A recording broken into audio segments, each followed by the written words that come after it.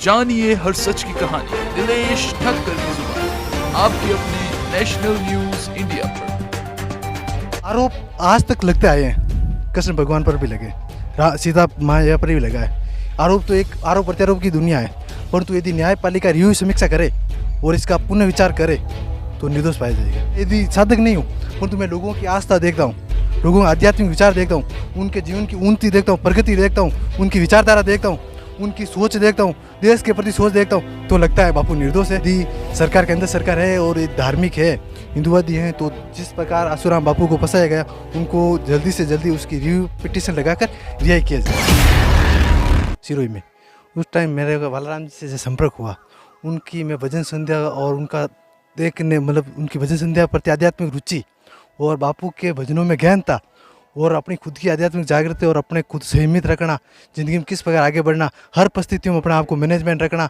और सकारात्मक विचार देखकर मेरे को भी लगा कि कुछ है, आध्यात्मिक है। इस मतलब हर परिस्थिति में अपने आप को संघर्ष रखना और खुश रहना और एक संयमित जीवन जीना मैं उनसे सीखा हूँ।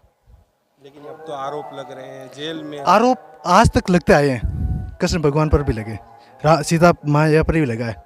आरोप तो एक आरोप प्रत्यारोप की दुनिया है, परंतु यदि न्यायपालिका रिव्यू समीक्षा करे और इसका पुनः विचार करे तो निर्दोष पाया जाएगा।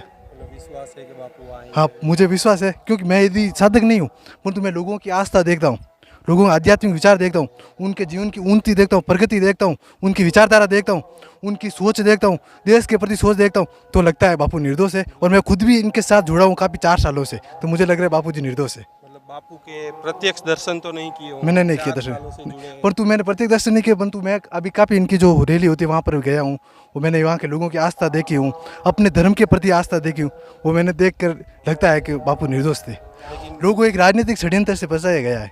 लेकिन लोग तो बोलते हैं आश्रमों में गलत होता है, बापू गलत है, क्या कहोगे उन लोगों को? लोग जब आके यहाँ जानेंगे तो पता चलेगा। मैं जब बाहर से आया हूँ, मैं जिस एक मरुधर जो तपती हुई धरा से आया अंदर आया हूँ, तो मुझे एक आनंद अनुभूति हुई, मुझे लगा पूरे घरवालों को भी लेकर आना था।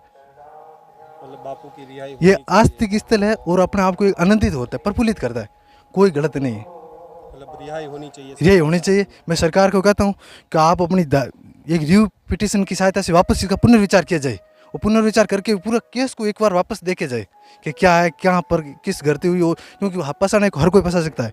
अपना धर्म आज तक संकट में था, जब बाबर ने आक्रमण किया, कितने हिंदू मंदिर तोड़े, वो सब किसने अपने धर्म को चोट पहुंचाई, और आज तक अपने धर्म को चोट पहुंचाते पहुंचाते कोई किसी को फंसाते आ रहे हैं, इसीलिए बापू जी को फंसाया गया।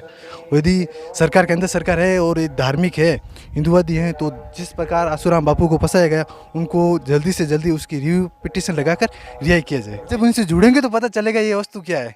जब लोग उनके बारे में जाना ही नहीं, पहचाना ही नहीं और उसको फंसा दिया, उस बारे में सुने, उनकी आध्यात्मिक विचारधारा, उनके भजन भाव देखें, तो यदि न्यायाधीश होते वो भी, उनके भी विचारधारा चेंज हो जाएगी कि जिस आदमी को से वो आदमी निर्दोष है और जल्दी से जल्दी रिहा करे। मैं केंद्र सरकार से यही अपील है कि आप ये रिव्यू पिटीशन की सहायता से वापस एक बार इनका पुनर्विचार करें इस केस का और रिहाई करें जल्दी से जल्दी।